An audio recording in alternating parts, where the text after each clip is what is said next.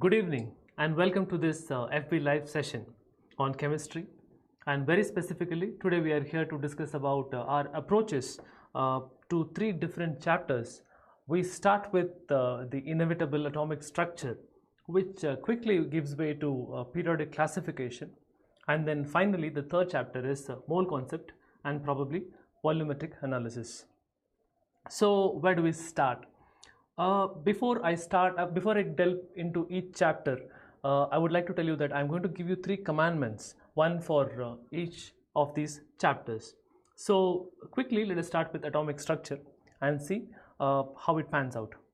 So as far as atomic structure is concerned, my commandment for this chapter is that this is not a chapter you will ever fully understand. Now that is really going to be very surprising coming from a teacher who is here to tell you how to approach this chapter. But bear with me. Now this chapter, if you look at it, it involves a lot of different disconnected ideas and ideas which require tools from physics and tools from mathematics. So that is the reason why I tell you that this is a chapter that you will never fully understand, even if you have a PhD in physics. Now many PhDs in physics, many PhDs in chemistry, many people who've dealt with science in a rigorous manner, even they fail to understand quantum mechanics fully, which comes at the latter part of this particular chapter. And that is the reason why I tell you that this is a chapter that you will not fully understand. But does that mean that we have to mug up pretty much everything which is there in this chapter? Not really. Now, so how do we approach this? How do we reconcile these two facets? You will never fully understand it, but you can't mug up the whole thing. So where is the sweet spot? How do we balance these two opposing forces, so to speak? Now, chemistry for the most part, and to a large extent, especially the first three chapters that we are discussing today, are such that they are the stepping stones into the vast field that is chemistry. Yes, so since the transition between your 10th standard and 11th standard is very big, it's very vast. If you compare the portions of 9th standard to 10th standard, if you compare the delta of 9th to 10th, and then from 10th to 11th, you have a big delta. Okay, so the syllabus is very vast, and you have to come to terms with many complicated ideas that were otherwise that you might not have come face to face so far in your 10 years of education, so to speak. So does that mean we have to mug up the whole thing? Definitely not. So how do we approach this? So we have to go with the assumption that as you spend more time with the chapter, as you progress through your life, be it in chemistry or in an engineering field or in whatever field you choose, as you come face to face with more and more science, that is when you actually tend to develop a good intuitive understanding for this particular chapter. But nevertheless, this chapter is definitely there for the taking, and you are going to be tested on this chapter, aren't you? So if that is the case, so we have to just have this faith, an enduring faith, and assume that in the coming days our understanding of this chapter will improve. Now, does it mean that you won't ever actually fully grasp the matter? That is not exactly what I'm saying. For instance, in the last year, 2017's JEE Advanced paper, there was one incredible question where they asked about the probabilities of, it is not the probability, it is a wave function. They actually gave you the wave function, which looks like a very complicated mathematical equation, and they ask you to figure out the nitty-gritties of that. So I'm not actually going into the problem, but that problem stumped quite a few teachers. And there was this one instance where they asked a very peculiar question about a concept called spin of an electron, where one of the answers, and the question happened to be more than one answer is correct, one of the answers was such that it doesn't have the concept of spin of an electron, does not have a classical analogous concept. What does that mean? That looks like a very loaded statement. It just means that all of classical physics that you come across, assuming you have come across, there is not a single concept in the years of classical physics that has an equivalent to explain the spin of an electron. So that is what is meant by there is no classical analog. So such outrageous questions have come across, have been asked in this chapter. So how do we prepare for them? I don't think you can actually prepare for that. I don't think anybody could actually prepare for that, because over the years, every now and then one such spectacular question is bound to come, and those are questions where you shouldn't gamble. Okay, so since that is the level of questions that could possibly come, there is never ever a full guarantee that you will be able to answer a question from this chapter with any certainty at all. There can always be one question which will definitely get even the best of us. So that is the nature of atomic structure, quantum mechanics per se. But having said that, let me just divide this chapter into 5 important sections. We'll start with the most interesting, juiciest, and often the most scoring part, as in quantum mechanics. So in quantum mechanics, basically you have a Schrodinger wave equation, and how the solutions to this equation could be many, but there are only some physical solutions that are actually possible, which happen to be orbitals themselves. And then you have psi squared, the import, the importance, the significance of psi squared. Whereas psi doesn't have a real meaning in real life, it is just a mathematical concept which is very difficult to wrap your head around, whereas psi squared somehow points to the probability density. So the probability that eventually that you will find an electron in a space, that is where the mathematics leads to. Yes, so apart from that, those are the difficult stuff: psi squared, radial probability density, and all those different graphs. Right now, the way things are, there is definitely absolutely no way most of you can possibly understand this. Maybe you can get the closest to it, but definitely you are expected to remember all these stuff, which means you have to know these things. And there are only, like, see, how many different graphs can there be? So for s orbitals, 1s, 2s, and 3s, and then 2p and 3p orbitals, then you can definitely actually remember these graphs for. So that would come to around probably 3 into around 3 into 3, yeah, so probably around 10, maybe 12, yeah, 12 kinds of different graphs. So you have to remember them, and you have to understand the import. What does psi mean? What does it stand for? What are the polarities? Can it be positive? Can it be negative? Where it becomes 0? And what is the meaning of psi? What is psi? What is an atomic orbital? All these things come into, all these things are considered fair game as far as JEE Advanced is concerned. Okay, and then once you deal with all these things which are difficult to comprehend, but which you are expected to know. For instance, what is this? How does psi look for 1s or 2s or 2p? What are the nodes? What kind of nodes are there? What is the definition of a node? So all these things actually are considered fair game. So you have to keep all these things in mind. Now these may not be things that you completely fully understand. So it's like a black box. Unless you come to know about it, unless you read and you try to solve many problems based on these things, it's very difficult to actually wrap your head around these things. So you may not be fully able to understand these things, but you are expected to know these things. So that is category number 1. Quantum numbers and all the aspects of Schrodinger wave equation. So what are the out of the 4 quantum numbers, what quantum numbers are given by the Schrodinger wave equation, what isn't, if there is one such, and out of the 4 quantum numbers, what is the significance of each and every one of them, what is the data that each quantum number gives you, and that also includes spin. And just now I know I took you through a very strange question which had come very earlier.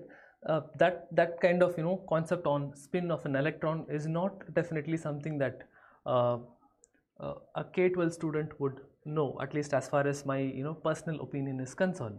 So but those things have been asked, so that's that. So quantum numbers, if you look at quantum numbers and all those graphs that I just talked about, those things have to be very, very scoring. So there is very less margin for error if you get a direct question. For instance, they'll give you how many electrons of a particular spin, plus half or minus half, are there in this orbital, or with quantum number n equal to 5, or n equal to 5 and L equal to something else. So they give you a scenario and they ask you to compute or come up with the number of electrons that have a particular a spin, or they could twist your understanding of orientation. So orientation of orbitals. So what is the import of that particular quantum number, which gives you how many different orientations are possible within the same subshell.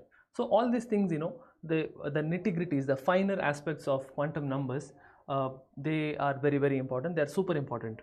But does it mean that you constantly go on reading about quantum mechanics, quantum numbers forever? Nobody has that kind of time, money, energy. So I would suggest that you take you go through a couple of good sources, and you have to over the next 2 years, assuming you are in the early days of your 11th standard, over the next 2 years, as you read more physics, more chemistry, your understanding would get better. So that is a faith that I told you earlier about. That is a faith, that is assumption that maybe I don't understand it today, but eventually with time my understanding would get better.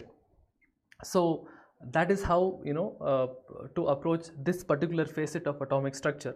And within quantum numbers, I would also like to mention Heisenberg's uncertainty principle. Very simple actually, what it states, what is the actual statement, what are the different variable combinations, variables as in you have energy and time, position and momentum and velocity, and so on and so forth. Yes, so what does it stand for? What are the different variables? If you measure one variable with any level of certainty, then automatically the error in measuring the other variable becomes humongous.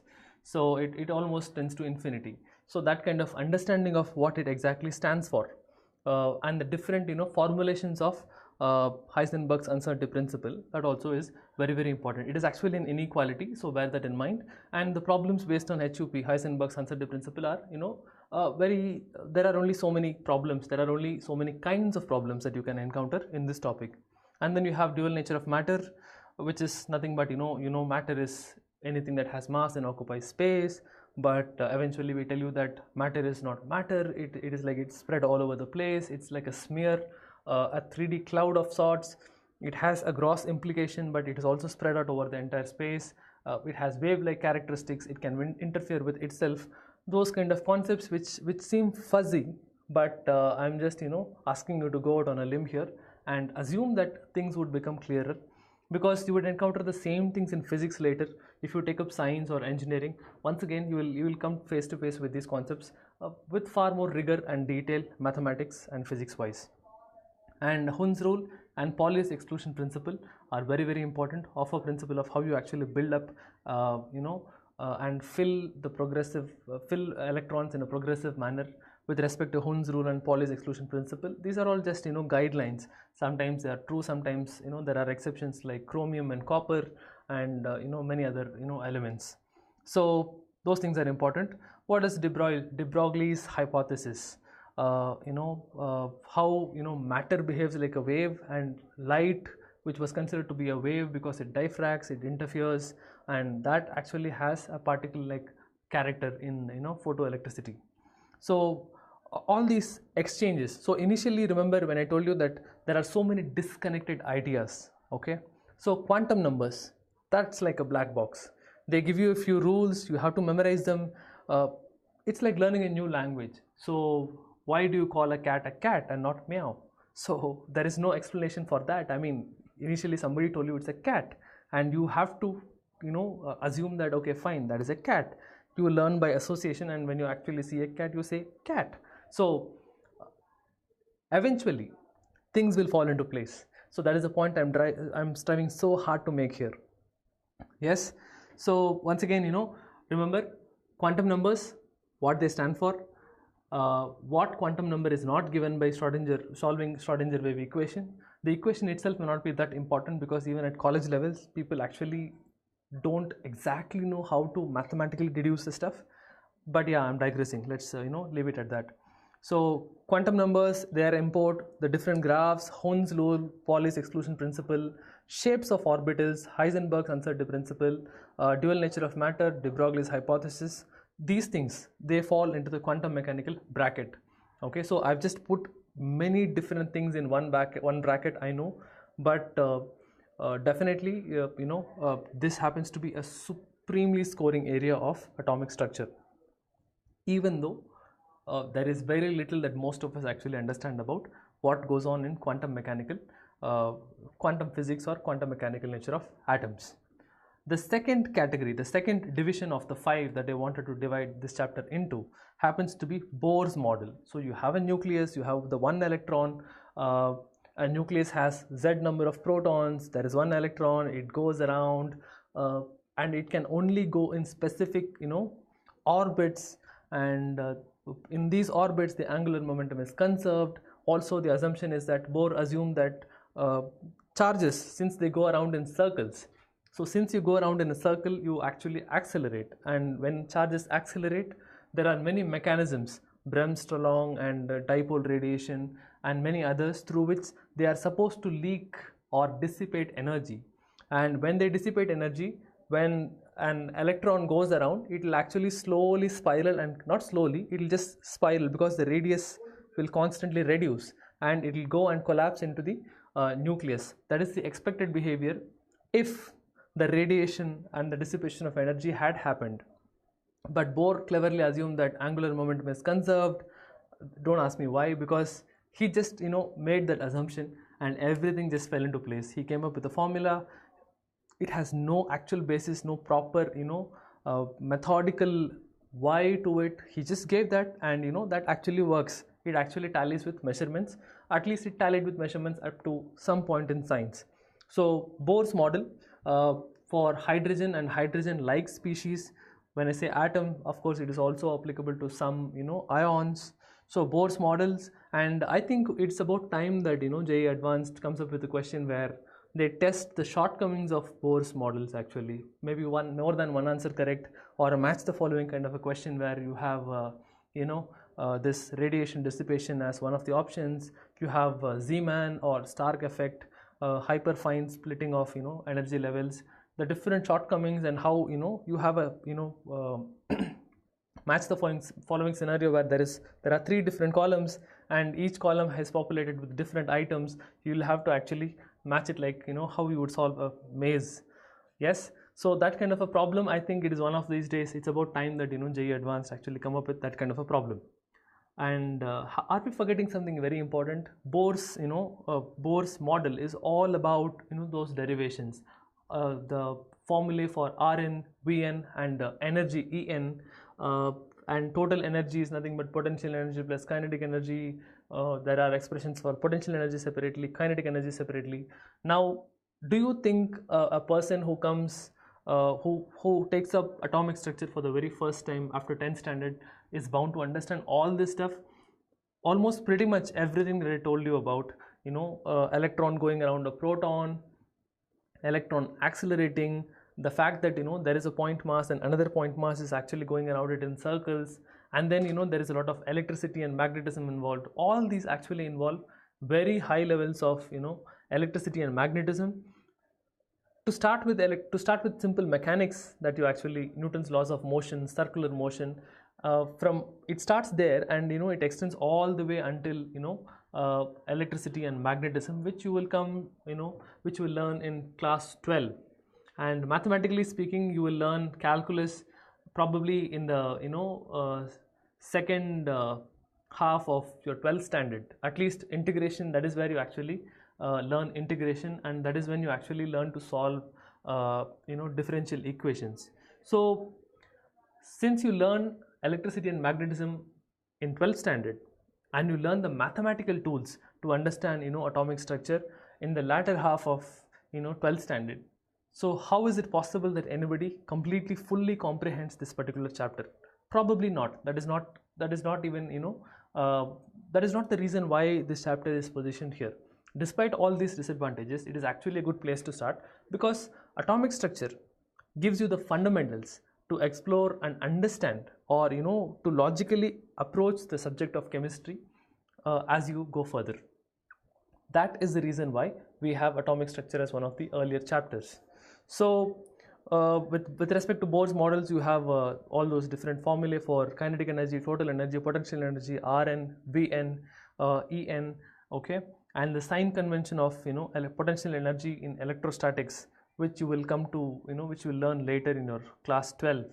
So that is also actually important. For now, it seems like there is a lot of overwhelming detail in terms of things that you need to remember without understanding, but that is, I agree, that is actually a fact. That is the nature of this chapter. But having said this, Bohr's model is one of the most scoring topics in atomic structure. which is why I think in the last 10 years probably JEE Advanced are not favoring this, because there are not many, there are not many questions, there is not much variety that they can go into in terms of pinning you and troubling you with a tough question, because pretty much everything that can be asked has already been asked with respect to this particular aspect. Next up, there is this seemingly disconnected spectroscopy. Okay, you have those series, right? Rydberg formula, spectral lines like Leimer, Balmer, Paschen, Brackett-Fune, all these series, right? Electronic transitions, and and there is a proton here, electron at an infinity is considered to be potential energy equal to 0. As it comes closer and closer and closer, it actually falls, so it reaches a maximum at infinity. So this is a slightly confusing scenario, and so from the first level, if electron transitions to a higher energy level, it has to absorb radiation, and then when it after it transits back to a lower energy level, it emits radiation. So based on that, you have Rydberg and Rydberg's formulae. There are only several types of questions that can come. So once again, this happens to be very scoring, but do understand, see, quantum numbers, completely modern, something that even people who've done BSc physics, chemistry, mathematics actually fail to understand because of its rigor. Whereas Bohr's model, it is full of shortcomings, and you are expected to know the shortcomings. It's full of physics and a little bit of mathematical tricks in terms of dealing with integration, where there is a positive charge and slowly you are bringing a negative charge from infinity, the sign conventions thereof, the potential energy, and how you integrate to actually find out what is the work done to slowly bring it from a distance infinity to a distance r. So these things require rigor, but that doesn't mean that you won't be able to understand it. If you practice it enough, it will automatically become second nature, and when you actually further explore these mathematical and physics tools that I'm lecturing you about, then you will actually, your understanding would slowly improve and get better. So quantum numbers first, Bohr's model, spectroscopy is the third. So as far as spectroscopy and Bohr's model are concerned, you just have to solve as many problems there are, and don't wait until you develop a completely full picture. Don't wait until your understanding of these concepts are perfect. Instead, you just solve one or two sources and then go through different kinds of problems, especially those which have already been asked over the last 30-40 years of JEE and even other entrance exams. Also, the fourth part happens to be Einstein's and Planck's concepts. So photoelectricity, out of nowhere, they tell you that light is supposed to be a wave, because until 1700s to late 1800s, that is how things seem like. And then suddenly out of nowhere, in 1905, there is evidence, there is a paper by Einstein, not evidence per se, but there is a paper by Einstein which claims photoelectricity, and that has some substance, and eventually it gets proved and he gets a Nobel Prize. And Planck's concept of quantization and the formula E equals h nu, E equals mc square from Einstein, all these concepts are very important. Once again, photoelectricity, photoelectric current, the voltage, and there are different graphs. All these concepts, both Planck as well as Einstein's, you will actually once again, they are taught to you in physics as well. So even Bohr's model is, once again, I think it comes in physics as well. So these things, although you may not fully understand and comprehend right now, eventually there will be a time when you will completely understand. And then I'm just going to go out on a limb, and the fifth part of atomic structure is going to be Rutherford's model. What did Rutherford do? What is that legendary experiment? Why it is a landmark experiment in the history of humankind, and very specifically for the sciences, and what are the implications of that, and pretty much everything that happened before Rutherford. All these things are fifth part. So there is not much much to learn here except in the form of stories. They are very important stories, to be honest, and what Mr. Rutherford did is phenomenal. So that is why I put it as the fifth part, because although it's supremely important for as a breakthrough in science, it is not that scoring in terms of your atomic structure with respect to your qualifying examinations, competitive examinations. So the first four parts, quantum, Bohrs model, spectroscopy, Einstein and Planck's concepts. These are supremely important. Once again, what was the commandment? This is not a chapter you will ever fully understand, but do not give up. It's supremely scoring, which is why you should focus a lot. So that I think pretty much concludes atomic structure, because this can just go on for days. Actually, there is that much content to be covered in that chapter, but we have very less time, so let us move on quickly to periodic properties. So what is the commandment for this chapter? This is not a chapter you will ever fully master. That's a very negative statement to make, considering this is actually a small chapter. In fact, it's even interesting, and many people think that, from atomic structure to periodic properties of elements, periodic classification of elements, it is actually a relief, because suddenly chemistry starts to make sense. You play around with rules that you can actually grasp, you understand. So where do we start? Don't forget, this chapter is a natural progression from atomic structure. So where you left off in terms of Hund's rule of maximum multiplicity and Pauli's exclusion principle and Offa principle, that is where you build from, and you learn about filling of electrons and electronic configurations, and they tell you that the importance of the periodic table. Many students ask me, should I remember the whole periodic table? If you're starting out and if you are in class 11, probably, because do you need to remember the whole thing? No, maybe not. Alkali and alkaline earth metals, D block, P block, of course, I mean that pretty much covers the whole thing, but yeah, you wouldn't need to completely remember the entire periodic table, but at least the first 3D, 4D, 5D D block elements, alkali and alkaline earth metals, and the whole of P block, including the noble gases. So, and of course there is the hydrogen, which is not part of any of these, but yeah, you know where it is. So at least these elements, their order, their electronic structures, it's very important. How you fill the electrons, the stabilities of electronic configurations, anomalous electronic configurations, why nitrogen's electronic configuration is slightly more stable, at least if you compare it with oxygen, and so on and so forth, chromium, copper electronic configurations. So this chapter happens to be, it gives you the basics, okay, in terms of, it sets you up in terms of learning the basics of the terminologies that are so important in chemistry: electron gain enthalpy, electron affinity, electronegativity, electropositivity, the Pauling scale, and so on and so forth. So these are concepts that you will use throughout your life if you take up sciences, and very specifically chemistry. If not all through your life, at least I hope until college these stay relevant with you. So that is my wish for you. So this is not a chapter where you will get questions only from this chapter. That was the case with atomic structure, but here it is no longer the case. Always the questions have an intersection with some other chapter of chemistry. So that is something we need to keep in mind. That takes care of periodic properties.